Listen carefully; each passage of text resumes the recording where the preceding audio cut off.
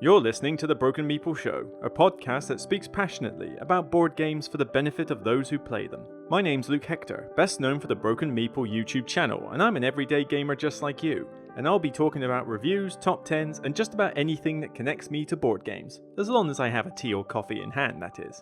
So grab a cup, relax, and enjoy. And remember, it's only a game.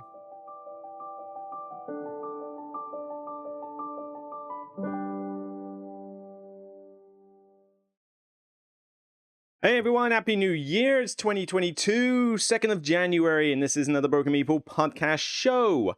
Yeah, time to get back into the swing of things, I guess. I've had the holiday break, not a lot of content, well, in fact, no content over the Christmas break. I did my last one, which I think was the top 10 games of 2021, and decided, call it there for a bit. You know, what are people really going to be that interested in watching YouTube videos of my content over Christmas when they should be spending it with their families or doing stuff? Just didn't seem necessary. And I know some channels have gone out and done a lot of stuff, but honestly, I was barely watching any YouTube content myself over Christmas. It's like, you know, there are other things to do. And similarly with New Year. But New Year has happened, so we're now into 2022. Can this year improve on the last two? Well, we'll have to see on that front. I've already done, as you can see on the screen, top 10 anticipated games of 2022. It's a recent top 10 list that I put up literally yesterday, and it's already over 4,000 views, so it's already doing pretty well.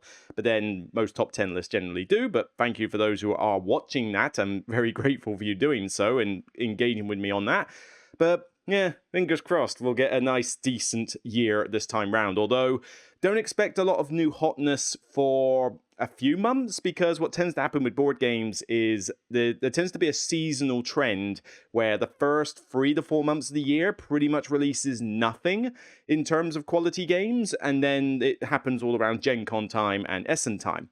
Not to say we won't get some belters in the next few months, but just don't expect a lot of retail releases to be, ooh, this is the new hotness. You get some.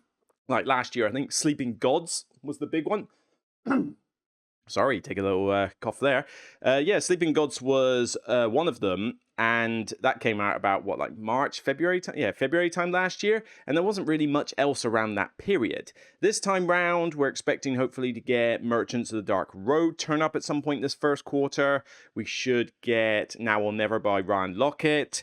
Some people are already getting Nemesis Lockdown arrive, so there are a few things that will probably arrive like courtesy of Kickstarter and a few others. In fact, I'm hopeful that the Centaurs in the Multiverse Definitive Edition is also going to turn up at some point at the end of January. I haven't backed it on Kickstarter. I'm just waiting for it to come out on retail, but you can bet your bottom dollar that I'm going to be grabbing a copy of that, using it to teach people multiplayer, and doing a review on how good that set is, because you know, I want to have a set that I can bring to a club night, which will hopefully be the definitive version, and then a set that I can play solo whenever I want, which will be the giant collector's box in the other room.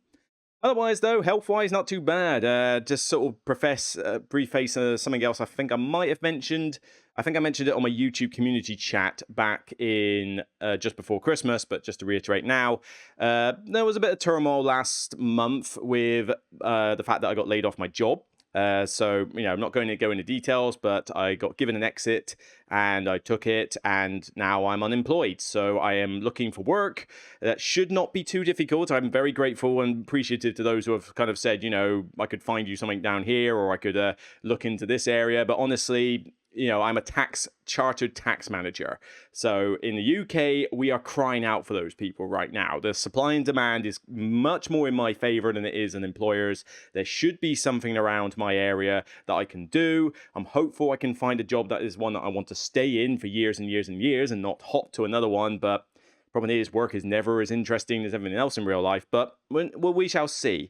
Not much has happened on that front yet, but I didn't expect people to be gunning for new employees like just before Christmas. So as of 4th of January, when our official like work cycle starts again, you know, the holidays have ended, then I'm expecting agents to go nuts and, you know, interviews to start coming around. In fact, I think I've even got one lined up or later this week. I'm not sure, but I have to double check my calendar. But as I say, I'll let you know what happens with that. But I'm catered all the way until like kind of like Easter, May time. So even if the worst case scenario happens, I'm not suddenly going to go bankrupt in the next like couple of weeks. I can still afford me mortgage for a good while yet. I'm very good with my money. I'm very good at saving. So I have prepared for this kind of eventuality, okay?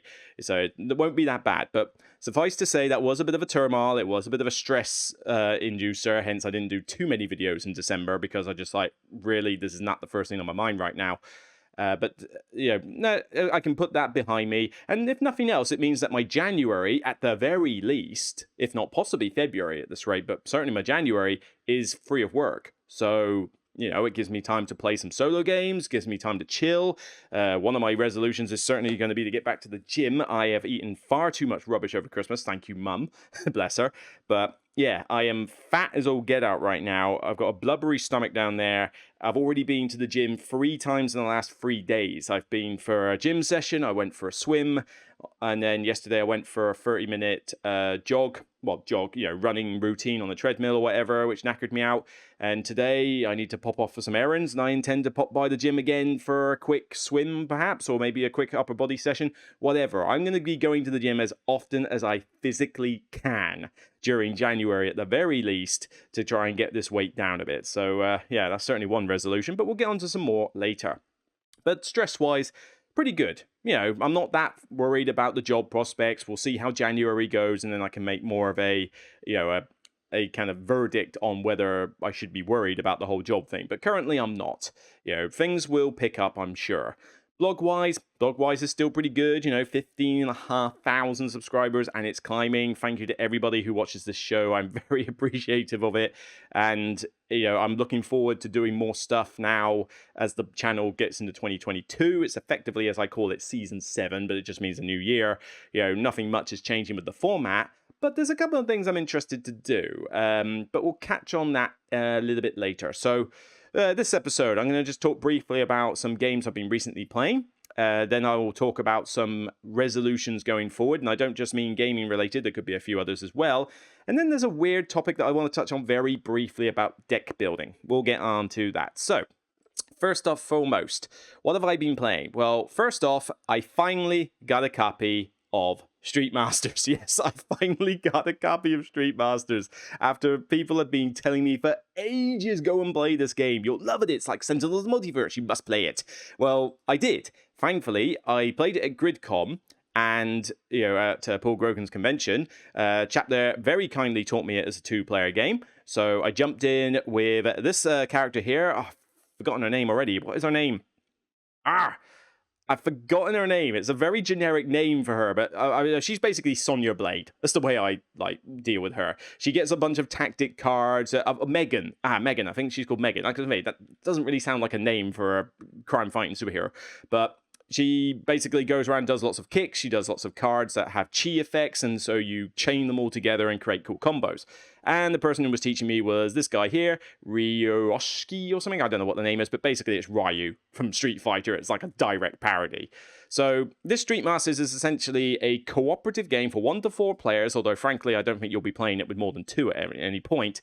And essentially what you do is a tactical skirmish game where this is a good example. Someone's painted their models, but you have all these different map boards. You have these minions and a villain that goes up a bit like in Sentinels of the Multiverse. You have the villain deck. You've got a villain deck. You've got the stage deck, which is basically the environment deck. And you move your characters on the map and you play your cards from a personal deck that you have. There's no shared cards in this.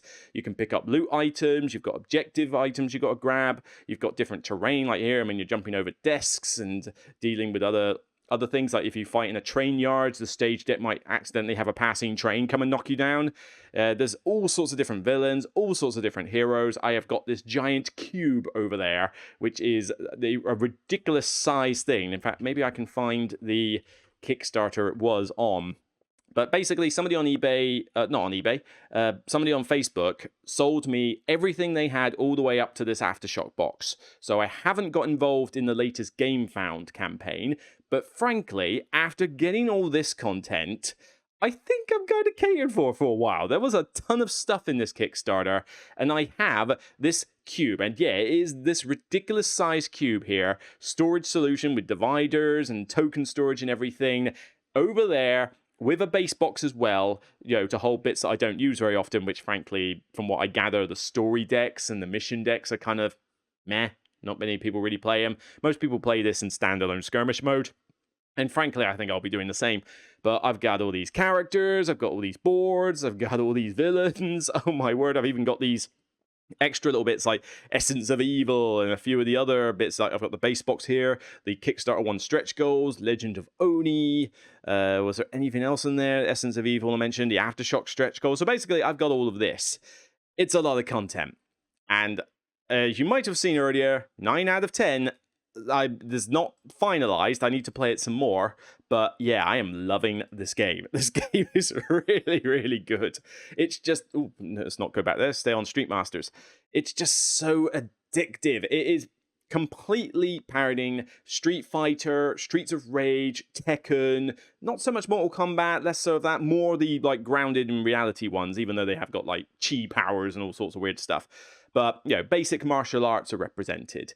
And it's just a really good fun game if you're into that. It brings back a lot of nostalgia. It definitely feels co-op. You've got all the different villains and stages create great scenarios for you to do. All the heroes feel very different. I mean, I can play a wrestler character who wants to get in close and grapple. Megan was all about very mobile, doing lots of kicks. There's a panda you can control. There's literally a giant panda. There's a villain who's a bit like Blanca from Street Fighter. You've then got Evil Ryu, effectively. That was what the Legend of the Essence of Evil expansion is. You got this policewoman here. You've got a gunslinger somewhere in there. There's all sorts of characters, loads of content. Even if I don't touch the latest game found, I'm going to have plenty of content to last me the rest of my life. Does that mean I won't get that content if I get the chance again? We'll see. But I haven't planned to do a full review of this, but mainly for the fact that not a lot of people can really get hold of this game. But suffice to say, I'm loving it. I'm glad I've got it. Cost me a pretty penny. I decided not to upgrade my PC and decided to buy this instead. Yeah, loving it. Such a good game. Right, very briefly, just to mention, Cascadia. Now, I've already done an express review of this, so I'm not going to talk too much here. So if you want to check out more of my thoughts on Cascadia, check out that video. But I took this home with the family, so this was kind of like the new game I was bringing to show them, and it went very well. Now, granted, my mum takes a little bit longer to get used to games than others, so a couple of things with the scoring still flummoxed her a bit, but... my dad picked it up reasonably well. My brother picked up eventually. They do seem to pick up games very slowly, my family, but bless them. But, they're just not used to these modern games. But it did go down well. They enjoyed this one a lot. They all talked about how pretty it looked. They all talked about how, simple the rules were once they had a couple of games. This is prototype version pictures here. Here we go. Something a bit more... down to earth. My dad, who's colorblind, didn't have a problem with these hexes. He was able to tell them apart, even though he didn't spend a lot of time focusing on terrain when he was playing the game. But yeah, we played it quite a few times. I must have played it a good 6 times whilst I was back home for Christmas, and it was enjoyed. It went down well. I never played it with more than 3 players, which is good, because I don't think this game really suits more than 2, frankly. But, 3 is not too bad. It's just...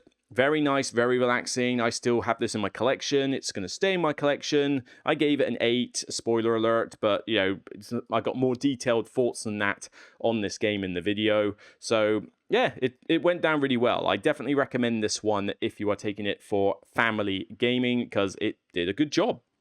All right, briefly on that one. Right, next thing to touch on briefly, at some point, I will probably do a Beyond the Base Game video for this because, well, we'll get onto that in the resolutions a bit later, but suffice to say, I have managed to now get the Lost Ruins of Arnak Leaders expansion tried and tested in some Arnak games. In fact, last week at my Portsmouth club, I ended up playing 2 games of Arnak. Well, no, I didn't. Sorry, that's wrong. There were 2 games of Arnak being played on my table. There was a case that 6 of us wanted to play Arnak, and obviously you can't play it with more than 4. So we split it into 2. we took a library copy, we took my friend's copy, one of which was base game only, one of which had the expansion. All the new players went in the base game. The ones who didn't went into this leaders. I taught how leaders worked and how the base game worked to the new players. And we literally played 2 games of Arnak side by side. It was certainly quite an event. And like I say, loved it to bits. So what is Leaders actually doing? Well, Leaders, besides giving you some really cool artwork with some funky little pictures and characters, gives you mainly some extra cards for the decks. Bolstering them is always a good thing. It gives you a couple more research tracks, so you can chop and change which research tracks you use in the game. But the main thing it gives you are starting characters. You now have that Mystic Priest I saw there a minute ago. I believe this one's the Explorer. Let's see if there's any more pictures of someone else. Yeah, you got a Falconer, who actually, to be fair, I've yet to see someone play her. I need to play her next time I play the game. Baroness, a Captain, and there's a was it Geologist or Professor? I think there's a Professor who's really good with there we go, Professor Do, who's great with artifacts. Really good fun to play. Probably quite complex though.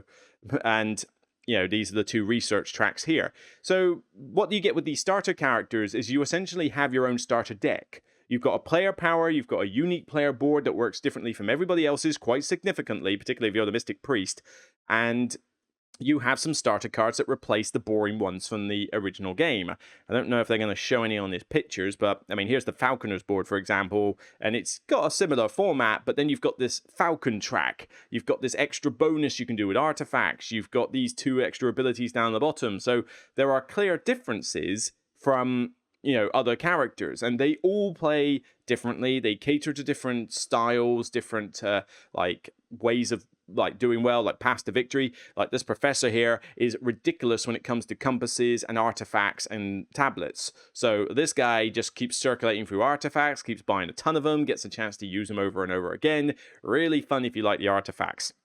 But then, oh, here's a good picture. But this, you know, the Baroness one that I used before gets a lot of money, has a special card that says when you buy this particular item, you can have it go to your hand rather than the bottom of your deck. And it means that she can not only buy a ton of items during the game, but also has the ability to use an item quickly. And I enjoyed using her. She's quite simple to use, quite simplistic in how she operates, but she definitely depends on the item deck. But again, all of these are great fun to use. The Mystic Priest uses fear and does rituals, which certainly means that you've got to play him correctly, because if you play him wrong, it could go very, very badly. I'm trying to remember I believe the Explorer has these snack tokens that she uses for weird effects, but she only gets 1 archaeologist. The Captain has a 3rd archaeologist, and I've already mentioned the Professor. So all of these characters very different. Look at this artwork. This artwork in this game is so sublime as I'm talking about it. Oh god, this is beautiful. I could mount these on my wall. They are that good. But it now means that you have very distinguished characters, very distinguished play styles. They open up different paths to victory. And if you feel like, you know what's my favorite thing I like to do in Arnak? I like to mess around with the artifacts. Cool. Be the Professor then. You know, I want to mess around with items, be the Baroness. I want to do lots of exploring, consider maybe the Captain then. There's a lot of really, really good stuff you can do with these characters, and it just brings a new level of variety to the game. Now you can pretty easily take these out, and the rulebook does recommend that you don't use them with the base set research tracks because it would be too easy, but then it also says do not exclude the leaders and then use the expansion research tracks because they'll be very hard to level up. You know, there is a little bit of a balancing thing that is done with these. But honestly, unless I'm teaching the game to complete newbies, I will pretty much always throw these into every game now. You know, in fact, with certain players, I might even throw these into their first game. I would exclude certain characters, but I'd be pretty easy to think that maybe the Falconer, the Baroness, and the Captain, those 3 are pretty straightforward characters to use. You know, so if I was teaching a couple of brand new players, I'd be convinced to give them these characters. I probably wouldn't give them the Professor. I most certainly would not give them the Mystic Priest. I'm in 2 minds about the Explorer, but yeah, you could throw these into some new player games. But yep, it adds more variety, it adds more cards, it adds unique starts. This expansion is fantastic. If you love this game, you're going to love this expansion. There's no reason you would look at this expansion and go, nope, don't like it. Will I do a Beyond the Base Game video for it? probably at some point in the future, I do need to resurrect that series. But yeah, Lost Ruins of Arnak, the leaders. I was gagging for this at Essen. I'm so glad I got it. It just makes a 10 out of 10 game even better. So, righty, let's take a drink. Lovely jubbly. Right. So, next topic. I just wanted to talk about some resolutions that I've got, and not just necessarily gaming related, but things that I'm probably going to do with the channel, games that I really want to get played sometime soon, and personal stuff. Like I already mentioned, that I've got a big blubbery stomach down here, which thankfully is not in camera view. But, you know, I'm going to try and lose this over the next couple of months while I'm unemployed. Definitely go to the gym better, watch what I'm eating. I mean, I ate so much junk over the last 2 weeks. I need to seriously get back to not necessarily a diet. I don't like sticking to full diets, but my eating was generally quite healthy. But portion control is my problem. I tend to eat too much, and you can still have too much of a good thing. But I need to get more veg in the system. I need to, try and avoid anything that's snack related. I need to cut down the alcohol intake, which, to be fair, I don't drink a lot anyway, but still, I need to cut that down. Like, don't have alcohol every time I go out to a game night. Maybe consider just having coffee for a night, and that should work fine. But yeah, definitely, I'm going to try and lose some of this weight. In terms of the channel, there's not going to be a huge amount of changes, but there are a couple of things I really want to do. Firstly, I need to resurrect the Beyond the Base Game series. The series has not died. It's just there wasn't many expansions I felt like talking about, and the last part of the year was not only very stressful for work, and like I say, getting laid off didn't help, but even before then, I was having stress issues from work and the gastroscopy thing, and stuff like that. But also, I was trying to get other top 10s done. Essen was a big deal. There was a lot of reviews to do. And then there was the top 10 of the year. There was a lot of stuff that was just taking up time, which meant that I couldn't really do those videos. But the series is not dead. I just haven't done them for a while. I will be bringing those back. So, Lost Ruins of Arnak leaders could be a good start. But mainly, I also do need to do one for Onitama, because I've got the Light and Shadow expansion that I need to get played from Arcane Wonders. They gave me a copy of that during Essen, which I've still not played yet. But there's now 3 expansions for Onitama, so I think Beyond the Base Game video for that would actually be pretty useful for a lot of people, so definitely going to be doing that. I also want to try and do some more solo playthroughs again, because the only problem is solo playthroughs don't generate a lot of views, but they're still fun to do. And maybe with live streaming now more evident, they will be improved. I think a solo playthrough that is recorded is not as fun and not as lucrative in terms of views as a live stream one, because people like to watch you play. People like to engage with you while you play. They can ask questions about the game you're playing. I can joke with the crowd. And so they are more fun. The problem is, as I keep change the record here, I don't have the setup to be able to do a solo overhead camera play. I don't have a C-stand. I don't even know if I could afford a second camera to be able to do the overhead shot. Do I have enough space in here? I don't know. But I'll work on that in the future, because this table that I've got is going to get replaced at some point soon. This Geekerson one, it basically is a little bit on the shaky side. It developed a fault. Nothing to do with bad quality or anything, but it just developed a fault. And Geekerson have come over, they've looked in, they've gone, yep, okay, that's fine. It's still within its warranty period, and they've offered to replace it. So, kudos for great customer service. It's within the rights, so fair enough. But what I'm going to do is I'm going to be a bit more careful about how I get the next table, because I made a mistake when I got this one. This one is too big for this room, because I didn't measure the room properly. I looked at the dimensions on the plan, but didn't realize that the width of the room catered for an alcove in the door over there, which is essentially like the entrance bit. So I thought the room was actually a good half a meter wider than it actually is. Maybe not half a meter, I don't know, but yeah, that's maybe pushing it, but you know what I mean. Longer than it actually was. So this table barely got into this room. Like, wow, we barely get up the stairs, and it takes up a lot of space in here. It's a great table, by all means. I mean, it has done me proud. I can play several games on here and still have my laptop on here to do stuff. It's great. But I do have to consider the fact that, this was probably a bit overkill. So when I get a replacement, I'm definitely going to try and get some more bells and whistles in terms of accessories. Like, I like my cup holders. I want to get some sideboards to put rule books on. It will make my life easier when I'm learning new games. But I also probably want to make the table a little bit smaller. Not crazy smaller, just a little bit smaller. Like maybe keep it as long as it is, but just narrow it down a bit, like narrow the width. That means that people who come around can fit into the chairs a bit better. I need to raise it a bit because at the moment, I can just about get my legs underneath it but I'm 6 foot tall and my legs aren't the fattest part of me.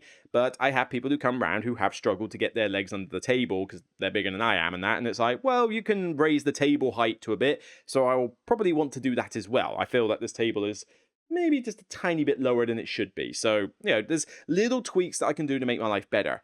If the table is slightly smaller, it might give me some more space in here to actually try and get a C-stand with an overhead camera for some solo gaming, but this will be long term. What I'm more thinking about is that I should be able to do some tabletop simulator plays, or some digital apps. Digital apps I should be able to try and get working with this OBS without too much trouble. I even did a few in the previous year, they just were a bit messy. But tabletop simulator is now so common that I should be able to find mods, official or otherwise, preferably official, but we'll see. But it means that I could play a solo game on there. If I can work out how to just have my camera in the top of the screen and then just have OBS playing with a microphone in front of me, I could easily do that and I could probably live stream it even. So if that's the case, it'd be cool to do some live streams of tabletop simulator games. There's Spirit Island, there's Ark Nova, there's Sentinels in the Multiverse, there's even Arkham Horror, the card game, although I don't know if I'm used to that mod yet. But, it's got to be something with a solo mode, basically. Otherwise, it won't work unless somebody wants to play with me and we could do a 2-player live stream or something. But again, this is something I'd have to work on because I don't know the technicals of it. Paul Grogan can do it like the back of his hand. I'm still learning on that front. StreamYard only lets me do so much, so I'd have to use OBS and YouTube Studio, and that's a bit more crazy and finicky. But we'll see how that can develop in the future. Other little shows that I used to do, like acquisitions in a particular month and that, I don't know if I'm going to carry on those because the problem is that stuff happens, stuff takes priority, and they get put to the wayside. They get a fair amount of views, but to try and do them on a monthly basis is quite tricky, especially if you don't actually buy or sell that much in a particular month. There could be a couple of months where I just don't buy any new games, and the only new stuff I get is stuff for review. So what's the point in doing an acquisition video on those? So those are a little bit weird with the timing. Maybe I'll just do them every now and again. Like maybe I'll do once in a quarter. That might work, actually. Maybe like acquisitions and sales for a quarter. Q1, Q2, Q3, Q4. Because that's only 4 videos. It could cover enough games. And it would be easier to keep up the timing. We'll see. But we'll have to see on that. What do you think? Did you really care about the acquisition and cull videos? Or is that a thing? Because I know other channels do like a massive thing with culling videos. But at some point, you're going to run out of games to cull. You can't drag it out forever. You have to stop at some point. I can't cull my whole collection. So, and acquisitions, I can kind of just talk about them on the podcast if need be. So, I don't know. It'd be interested in your thoughts on that. Other resolution-wise, well, games I want to get played. Oh, yes. I can definitely say there's a few games I want to get played. So, why don't we bring up Board Game Geek here and show. First up, I mentioned Nemesis earlier.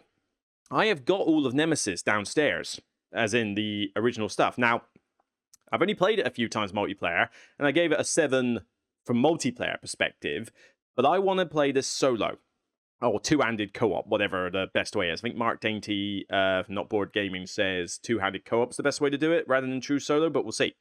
But I enjoy the game, I just think it's a bit too long in multiplayer. So I have the whole collection downstairs. It's got a folded space insert, it's all unboxed and everything. I just haven't had the time to learn this game solo and play it.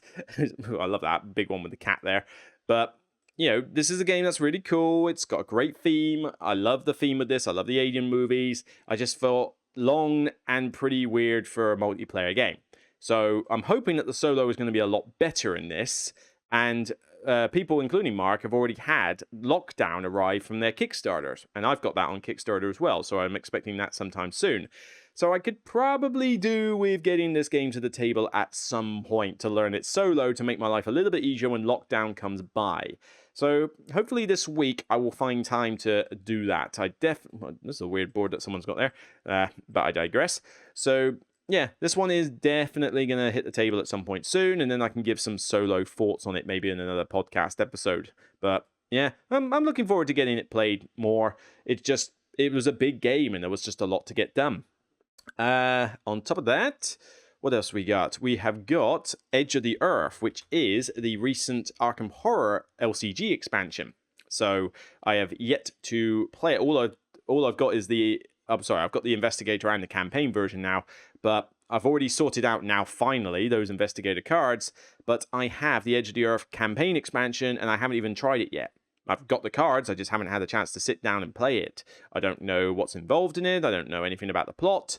All I know is that it's going to be a lot of cold stuff, which sounds cool. Dealing with the elder things, whatever they were. This is an area of the lore that I'm somewhat, non-existent on. But yeah, another campaign to go through with.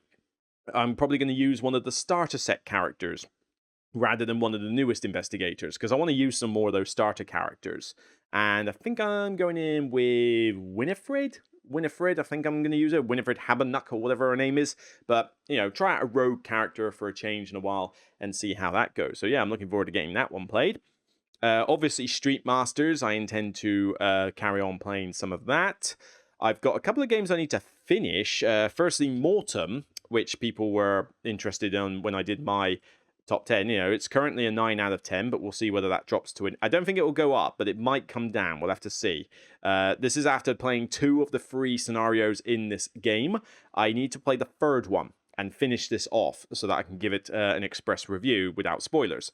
There's no pictures on BoardGameGeek because, well, they don't want to spoil anything. So, I've got to have to be very careful about how I do this one. But it was on my top 10 of the year. I think it's a really solid game.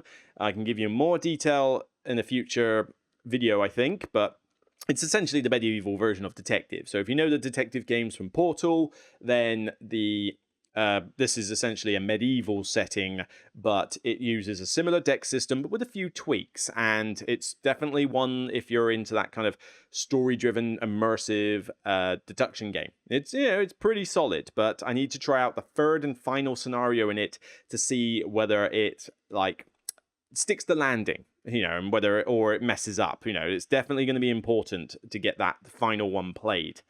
On a similar subject, I need to sort out finishing the Role Player Adventures campaign.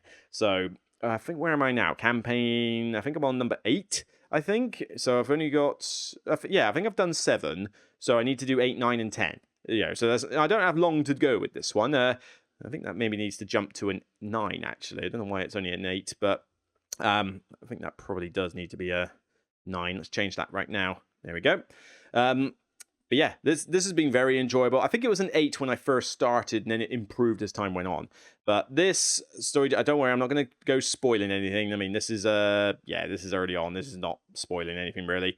But you essentially have a role player character. You've got all these pre-generated ones. It manipulates dice for fighting monsters and doing skill checks where you roll a bunch of dice in a pool, and you've got different colored dice based on the attributes. You've got different numbers that they need, and you've got to use your cards in your hand to manipulate the dice in such a way that you can cover all the spaces. So yeah, very mechanical in terms of that.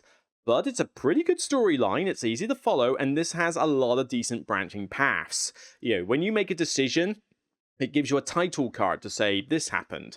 And you can't suddenly go back and get the different title, but these have long-reaching ramifications. I mean, I do something in scenario 1, and then in scenario 2, something happens in relation to it. And then in scenario 5, another thing happens in relation to it. And it's that's 4 scenarios down the line that this one decision I made has far-reaching ramifications. And it's not necessarily oh my god, it fundamentally changes the plot, but it does alter an encounter that you have. And it's just, those sort of things are really cool when your decisions actually have consequences.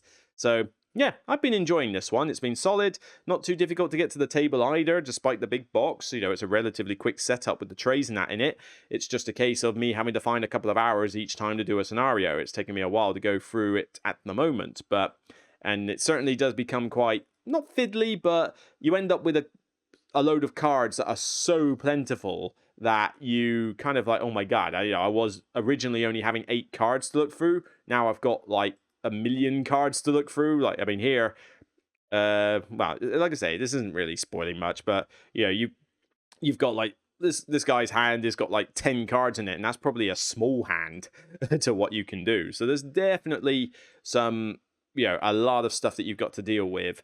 I will say though that I think this book that you can get, the Judgment, was it Nephir's Judgment side book, is a bit of a waste of money. It's a backstory book, and essentially what happens is you have a little alignment board, and you choose one of the pre-generated backstories, and it tells you that at certain locations in certain scenarios you need to go to this book and read the encounters. And it basically gives you like a prologue, but then this develops over time. And I have to admit, it has been quite cool having my haunted backstory link in with some stuff that I found during the main game. I thought that was just very good writing in this. Very, very good writing.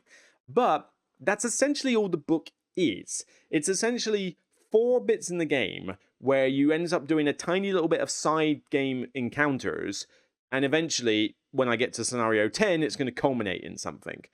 But that's literally it. You have a little alignment tracker that you move, but that doesn't have a huge amount of ramifications so far. It's barely made a difference, although maybe in scenario 10 that will mean something more. But considering how much I think this is on the side, I mean, you're getting this huge spiral-bound book, so I don't think this was a cheap add-on for the campaign, the Kickstarter one, and it certainly, I don't think, is a cheap thing to buy on the side. It just feels not worth the money. It's a cool thing to have, but bear in mind, this thing has, what, like, I don't know, 50 different stories that you can have? Maybe, I think more than that even, 50 to 100 different backstories that you can go through. How many are you going to use in the game? You play the solo all the way through, you're using 1. 2 if you're doing it two-handed. How often do you think you're going to replay role-player adventures, if we're perfectly honest? It just seems that you're buying a ton of content and barely using any of it. A bit like Gloomhaven in that respect. So that just feels like a weird add-on. But nah, enjoying the game. Definitely want to get it back out. Right, any other resolution for a game to get played? Well, obviously more Street Masters already mentioned. Don't think there's anything else. I mean, there's some games I would love to get played again, like Lord of the Rings LCG. Not been played for a while. Some of these other games. So, oh yeah, I got Shinkansen or whatever it's called. Let me try and find it on. I think it was called yeah, here we go. Shinkansen Zero Kai. It was a little train building game to do with the Japanese Olympics or something. And it's a midweight game. I think it's a midweight game. I don't know. It's midweight or light. It's definitely one of the two. But I've no idea what this game will be like to play. All I've done is barely learn the rules, but I need to get this played. Probably this Wednesday, actually. I'll take it to my Portsmouth club and see if I can get it played. So it should be interesting to see, really. But yeah, that's on the review pile. And I need to do a very quick express review for The Loop, which is overdue, and also Dixit Stella, which I have played over Christmas, so I'll do more on that. But yeah, there's quite a few things to get done, and in general life resolution-wise, as I said, I've got to lose a bit of weight, I need to keep my stress under control, find a new job, find a girlfriend would be nice, try and find somebody who's into geekdom, Marvel. I mean, she can be in anything. I want my girlfriend to be into something geeky. That's the thing. I know people go like opposites attract and stuff like that, but I don't really believe in the whole opposites attract thing because that hasn't exactly worked out for me in the past. So I want them to have a geeky interest. Doesn't have to be necessarily one I have, but something that they're just passionate about.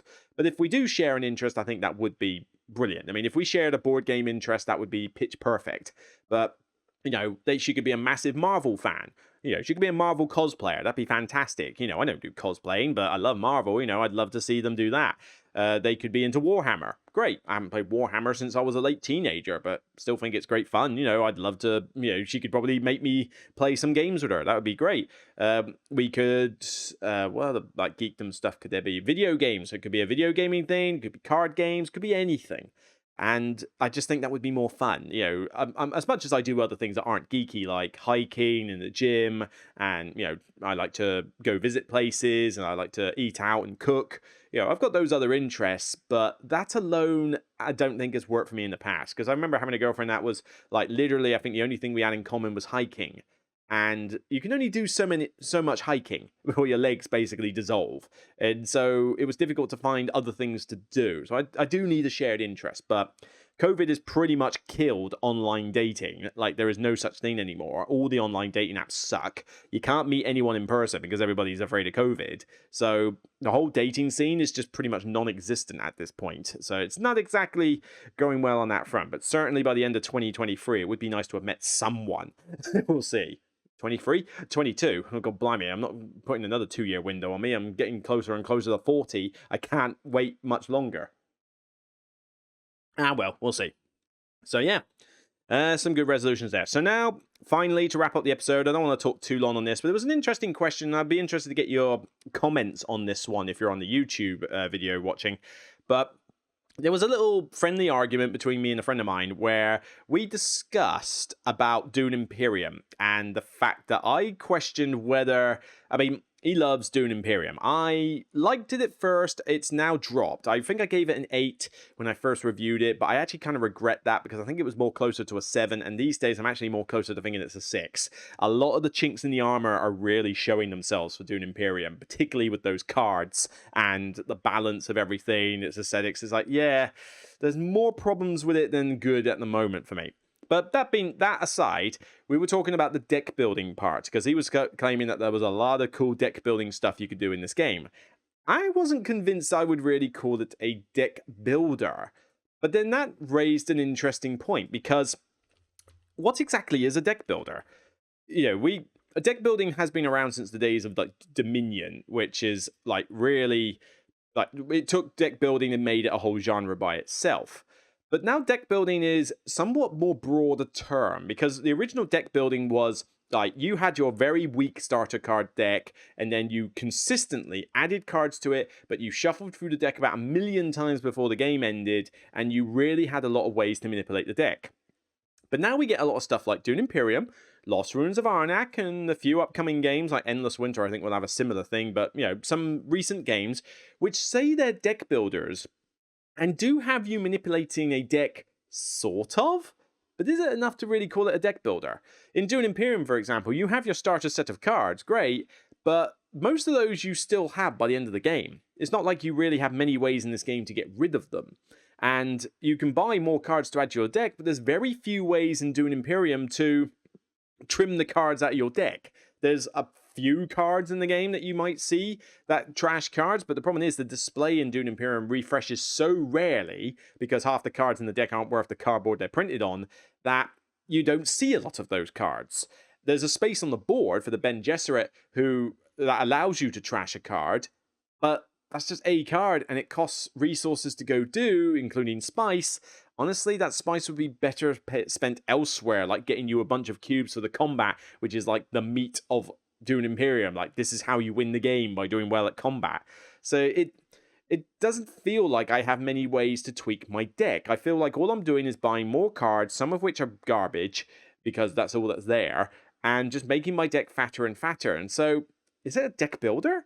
I mean, you do technically have a deck of cards, and you are building it up, but for me, I expect to have more manipulation of the deck. I expect to be shuffling through it consistently, but in Dune Imperium, you don't have that many rounds in the game. The game goes on for way longer than it should, but you don't actually play that many physical rounds. So you're not really going through your deck very often, especially when you start adding cards to it on a regular basis.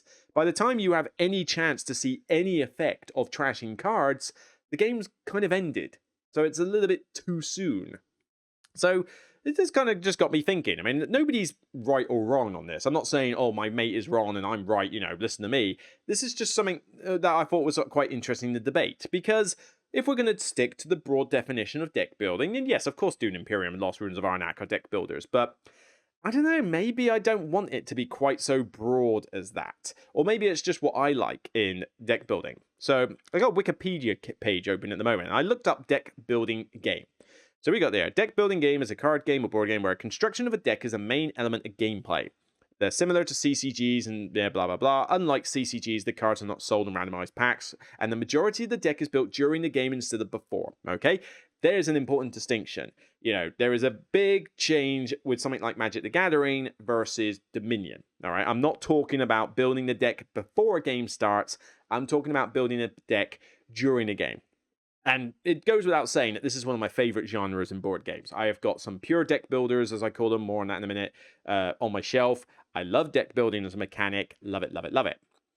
So in most deck building games, each player starts with a small deck of weak cards. Each turn, they draw some cards in the deck and play them, which give various effects, including being able to buy some more cards from a central market, therefore building their deck over the course of the game. This is mainly for, I'm sort of reading it off the site as a way of kind of making it clearer to those who aren't familiar with the term deck building, but other effects include being able to play more actions, attack other players, remove unwanted cards from your deck. Typically, the cards also provide the in-game currency that allows players to buy more cards. As players buy more cards, their decks gradually become more powerful. When the player runs out of cards to draw, they shuffle their discard pile, which includes newly gained cards, to create a new deck to draw from. Apart from this, however, games may vary. Some are competitive, while some are cooperative. Okay, cool. You cannot organize your deck in advance. You must do it during play. And it talks with some examples like deck building is an essential mechanic in some games such as Dominion or Wingspan. However, in others, such as the Mage Knight board game or Arkham Horror the card game, it's combined with others. So, and then they give like a history of it and the list of various games that they consider to be deck builders. Quick drink. Right. So, with me, I love deck building, but I'm more of a fan of pure deck building. So some of my favorite deck builders I have are things like Valley of the Kings, Rune Stones, which I keep talking about a lot. I still like Dominion. Dominion's on the shelf up there somewhere. What else? Star Realm's really good. A Dale of Merchants, really good. What other pure deck builder? Have I got any more? There's only so many that I own on my shelf, but I do love them still. Not including stuff like Marvel Champions and Arkham Horror LCG. Mystic Vale is apparently a deck builder, and I guess it sort of is. It's weird. They call it card building, but I'm not going to have card building as a genre. Is it a deck builder or not? You don't add more cards to your deck, but you add more abilities to the 20 cards you have in your deck, and you frequently go through the deck. So I'm calling it deck building rather than card building. But yeah, it's a slight change in the format, but it still kind of works. Trying to think, there must be other deck builders around here that I've used. Probably going to kick myself if I can't think of any, but I don't know. I digress. Suffice to say, I do like the genre. In fact, why don't we go on to boardgamegeek? Let's do an advanced search. So in fact, no, I don't need to. I've got the deck building here. So the list on Wikipedia. So what have we got here? So Adventure Time, Cartoon Network, Arctic Scavengers, another really good one. Zaon's End, which is not as popular with me as it is with others, but a lot of people like it. Clank, another one. Again, I don't go mad for it, but other people do. Dominion, of course, Ascension, Harry Potter Hogwarts Battle, Hero Realms, Legendary, Marvel, Legendary Encounters. Oh yeah, I got Legendary Encounters. Yeah, that's the thing. Mystic Vale's mentioned here. Rick and Morty, Thunderstone, StarCraft, the board game. Cool, that's going back a bit. Shards of Infinity, Star Realms mentioned. So there's quite a few, that are available. And this is not even an exhaustive list. But certainly I'm like, which are my favorite types of deck building? Well, first off, pure. Definitely pure. I love a deck builder that is really about manipulating the deck. As I mentioned, Valley of the Kings, and on this list, Star Realms and Dominion. They are pure deck builders when it is all about that.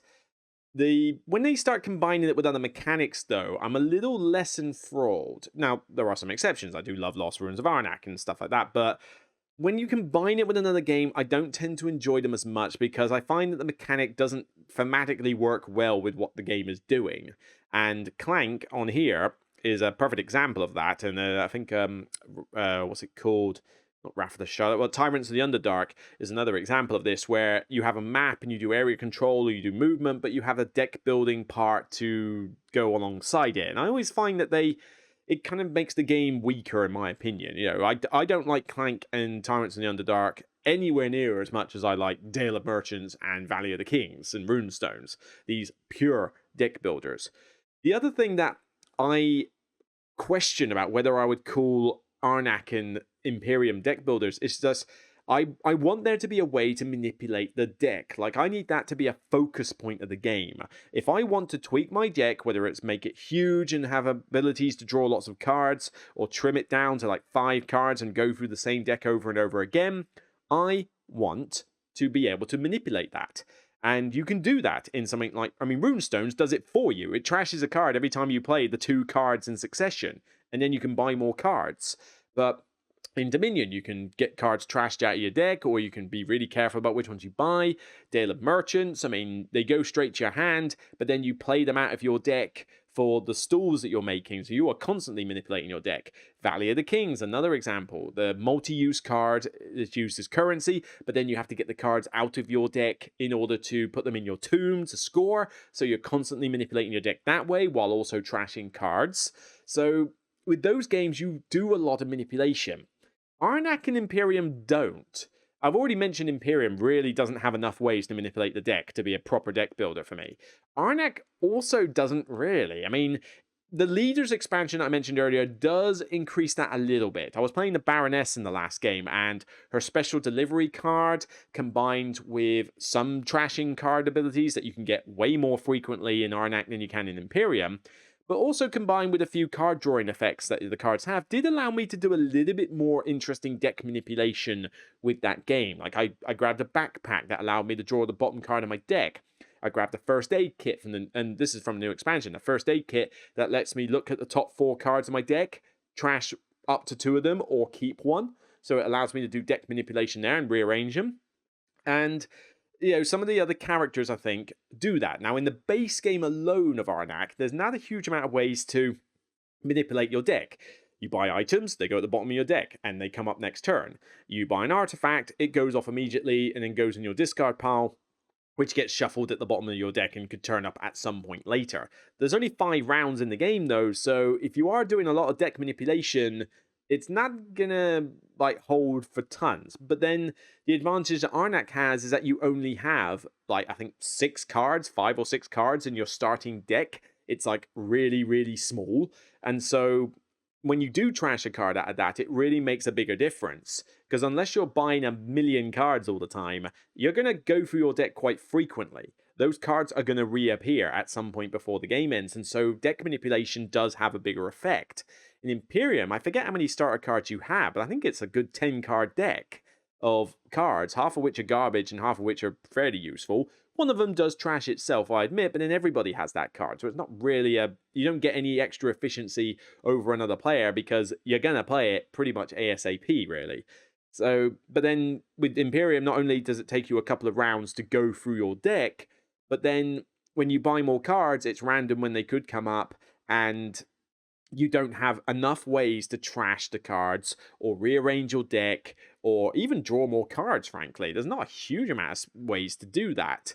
And if you do, yeah, I mean, you can try and do that to an extent, but I found that with drawing cards and doing Imperium, you just find yourself drawing trash a lot of the time because, again, some of the cards are complete garbage. It really does depend a lot on that display. You can have a game where some brilliant cards come out in that display, and they get bought immediately because they're that good. Worm Rider, for example.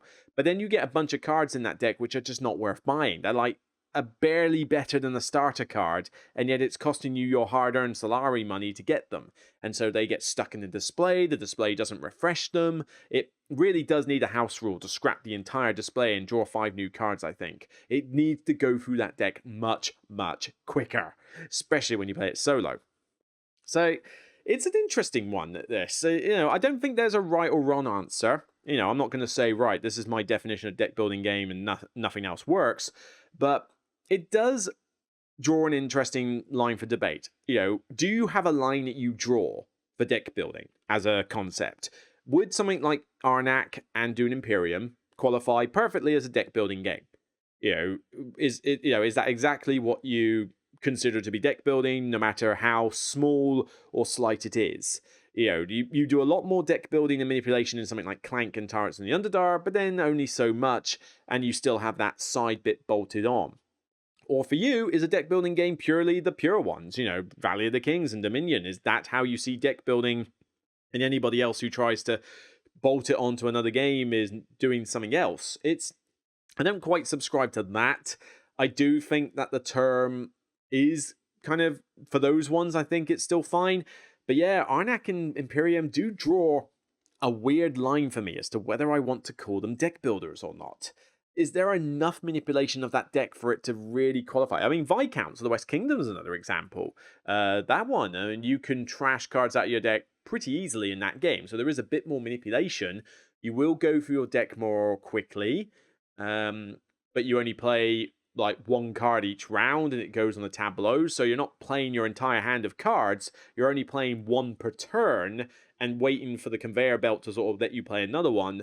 But because you can draw a lot of cards in that game, because you can discard often, because you can trash often in that game, perhaps that does qualify a bit more as deck building. I mean, it certainly has the manipulation part that I love in deck building, even though you don't have a huge deck and you're not playing your entire hand of cards. I mean, that's an interesting one. I would consider that a deck builder more than, say, Imperium and Arnak for sure. But as I say, there's not a right or wrong. That's just kind of my musings on the subject. I just thought it was quite an interesting debate when my mate and I were talking about it. I mean, his opinion is that Imperium and stuff like it is a full-blown deck builder, no questions asked. So he's definitely like, as long as it's got some kind of deck that you are building, it is a deck building game through and through. So maybe that's fine. You know, maybe I'm just being a little bit too picky on it. But yeah, with those games, as I'm looking at Arnak across the other table there, it's like, yeah, is it a deck builder or is it kind of something else? Maybe it should have had its own name, because I'm not sure I want deck building to be like so broad a genre that you can literally have like 5 cards and call it a deck builder. I mean, I think they call something like, I don't know, do they call Concordia a deck builder? I don't think they do. That's more hand management. Yeah, I don't think you actually build a deck of cards. I think you just put cards in your hand, so I don't think that counts. And certainly I would not put hand management in the same department as deck building. I think they're completely unrelated. So it's an interesting one, but I've been interested to get your guys' thoughts. I think I've said all I can on the subject, but let me know in the comments. What are your thoughts? You know, what do you consider a deck builder? Do you draw a line? Are there some games that are referred to on Board Game Geek as deck builders that you think, nope, not a thing? Or do you just consider anything with the title next to it to be a deck builder? You know, do you even include stuff like Magic and the cooperative LCGs in that sense? You know, do you even include that? I mean, I don't include those as deck builders, but we'll see. What do you think? So, yeah, we're getting on to an hour. I think I'm going to wrap up this podcast and get it edited and uploaded for you all. So thank you for listening, and thank you for, being with me throughout 2021.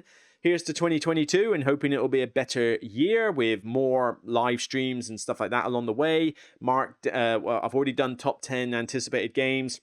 I'm going to do another one, top 10 anticipated expansions. So I'm going to do a bolt on to that one. Mark Dainty from Wellbeing and I are going to do a top 10 solo games update list. 3 years since I did my last one. So we're going to do an updated list together as a live stream collaboration. Paul Grogan and myself and Mark Dainty and Tom Heath from Slicker Drips, we did a live stream collaboration on Paul Grogan's Gaming Rules channel on New Year's Eve, where we talked about 2021 as a whole. So by all means, go check out his video on that. It was a really good time, really good stream, that one. But I'm also trying to set up other lists. Like I want to do top 10 games that killed other games. I want to do top 10 games that defended from other games, a unique list that no one else has done. But I'm struggling to find people to live stream with that because people are struggling to think of top 10s for that. So I might have to do those as solo live stream lists, which is something else I'm thinking of doing, actually. I wanted to do top 10s in my usual professional format. I want to do top 10s live stream collaborations, but then if it's a top 10 list that I don't think it's going to be as popular or it's a bit more niche, I kind of want to just sit on StreamYard and do them live solo. So I just go through my top 10 list solo and use Board Game Geek as a way of showing the pictures. It's a way of me churning out more top 10 lists, which is the content a lot of you want to see and what I want to do, but allows me to actually physically do it, because if I try to do every single top 10 list I have an idea for as my professional format, it's not going to work. So the professional format is more for the really popular top 10 lists. I mean, top 10 of the year, top 10 anticipated, top 10 of a specific genre, they're really popular, but something like top 10 games that killed other games, that's going to be a little bit more niche, I think. So, but Board Game Perspective, I'm in chats with them to come back on the show, and we're hoping to do top 10 Beautiful on the Inside games, the one that Dice Tower did a while back. We're going to try our own, although, bless them, it seems that this one's going to be quite a hard list for them because they only deal with nice looking games. I mean, if you've seen their Instagram, you know why. They have all the nice lovely pictures on there. But for me, as much as I love artwork and aesthetics in games, I can think of an easy collection of 10 games where I'm like, no, these games are ugly, but they're still good. So, there's still going to be some good ones there. But we're in talks to do a live stream for that at some point. So, yeah, there's more on the horizon. It's exciting. Let's get started, I say. So, Happy New Year to you all. Take care. And remember, as always, it's only a game. Bye for now. Let me know, leave a like on this video, and I'll speak to you very soon. Bye for now.